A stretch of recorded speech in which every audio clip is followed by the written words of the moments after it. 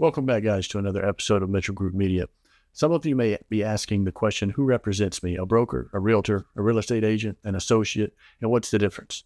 I have a broker's license in the state of Florida, issued by the Department of Business and Professional Regulation and governed by the Florida Real Estate Commission. So for this video, I will be providing you information pertaining only to Florida Statutory Real Estate Law 475.278. This is the statute that governs agency relationship and will vary greatly in other states. People often confuse real estate agents, associates, brokers, and realtors. That's not surprising, since what they do, what we do, may overlap, and some of the terms can be confusing as they imply certain agency relationships, but there are certain differences. As always, before we begin, please like and subscribe, and you can always circle back to this video if you need to.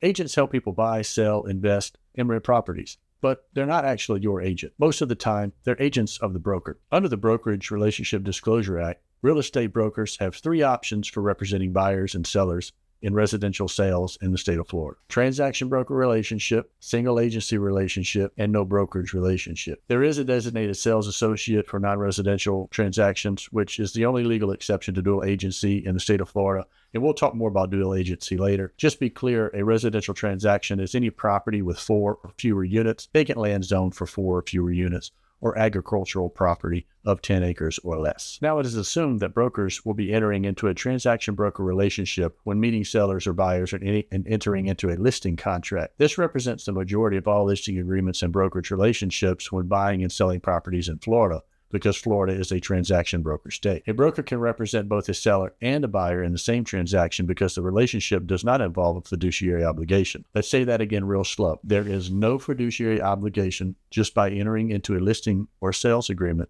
in the state of Florida. What does this mean? No loyalty, no confidentiality, no obedience, and no full disclosure of any fact, report, or rumor concerning the transaction that might reasonably influence the outcome. So what does this mean? Share nothing the broker knows or discovers about the property or the prospect that does not materially affect the value of the property.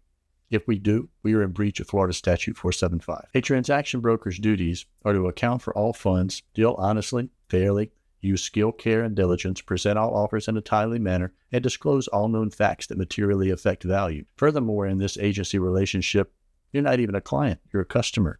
Your real estate professional is not your agent. They are your broker's agent. The listing is not your realtor's listing, it is your broker's listing. But that doesn't change for any relationship or state agency law.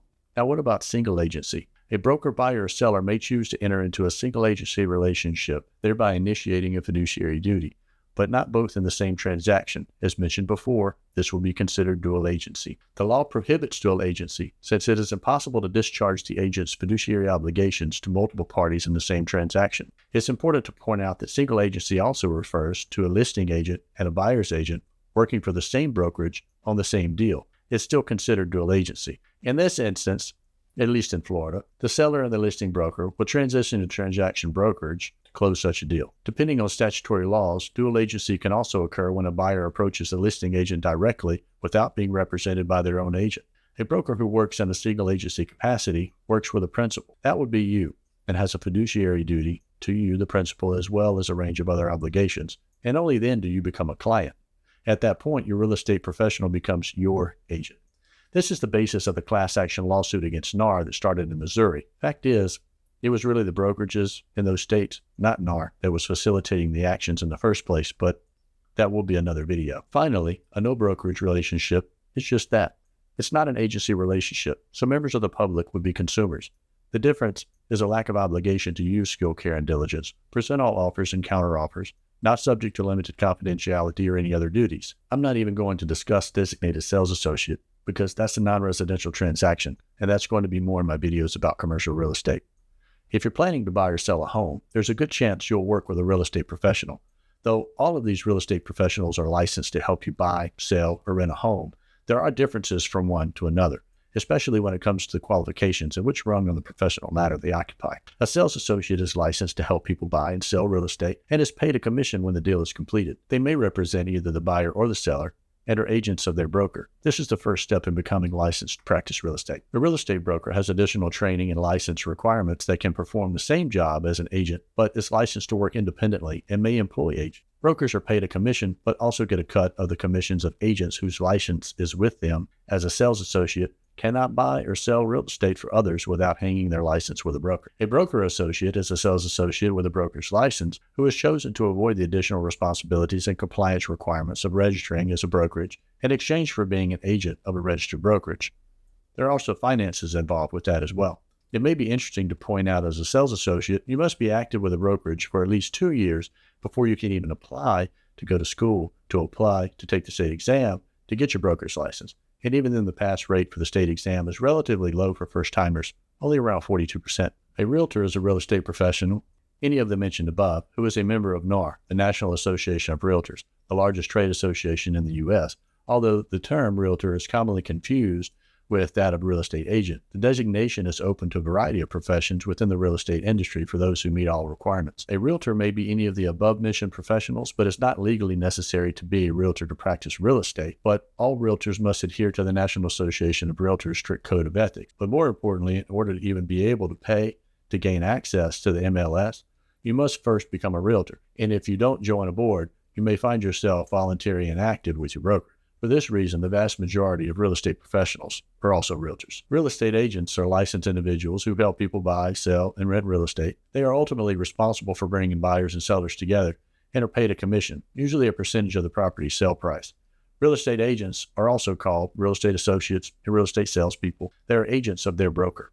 When a property is rented, typically the landlord will pay a fee, usually a 1 month's rent, which is split with the tenant's agent. Real estate agents organize transactions between buyers and sellers and between owners and renters. Agents carry offers, counteroffers, and any queries between each party. An agent will work with another agent when an offer is accepted, guiding customers through the process of filling out paperwork. They also must make sure their customers are fully aware of any requirements to complete the sale, including home inspections, moving, and important dates such as closing. Agents who represent sellers are generally referred to as a listing agent. This agent helps set listing prices and make suggestions to help with making a speedy and effective sale. They market the home via the local multiple listing service, or the MLS, and other channels. They also negotiate sales price, closing costs, and other fees, and help prepare, submit, and file documents. Agents who represent buyers are known as buyer agents. These agents find properties that match the buyer's requirements and price range, and help arrange home appraisals and inspections. Like listing agents, buyer's agents negotiate terms and help prepare, submit, and file the necessary documents. Now, what do real estate brokers do? Real estate brokers do many of the same things that agents do. Brokers who work with buyers normally look for properties that match the criteria set forth by their customers, conduct negotiations, prepare offers, and help the buyer with any other issues leading up to the closing date. Sellers brokers determine the market value of the client's properties. Notice I said market value and not appraised value.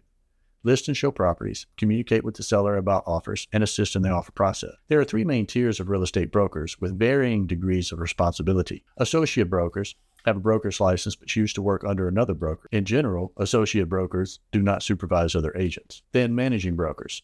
They oversee transactions and daily operations in the office. They also hire agents, train new hires, and manage administrative staff. Number 3, principal designated brokers supervise real estate agents to make sure they comply with state and national real estate laws. Each real estate office has one designated broker or broker of record. When a house is sold, the commission paid by the seller is usually split between the buyer and the seller's agents, with a percentage paid to their respective agencies. This has never been a requirement, and the amount shared by the listing agent or paid by the seller has always been negotiable with little regards to prevailing industry standards. Even where the multiple listing service may require a cooperating fee to complete the listing, that fee could be as little as $1. While it is perhaps in the seller's best interest to pay the buyer's agent commission to sell their home in a more timely fashion, after the sale, you will not pay a commission when you complete the cycle of the purchase, and that's the trade-off. For more details on why it's beneficial to use an agent, please check out my videos on how to buy and how to sell. You'll understand real quick the importance of representation by an industry professional. So what's the bottom line? And how is this going to affect your decision for representation? That is a personal choice that you're going to have to make based on the information provided. Some people choose to go with a friend in the industry. We all have friends that are realtors. For some people, mixing business with pleasure is the last thing that they would feel comfortable doing. And if your friend is a professional and you express this to them, then they will understand. They may even feel the same way. You may be saying, well, a broker associate seems to be the most likely choice, as they in fact do have more knowledge. They have put forth more effort, time, and dedication to perfecting their craft. But it doesn't always mean it's the best fit or that they even have more experience than a sales associate.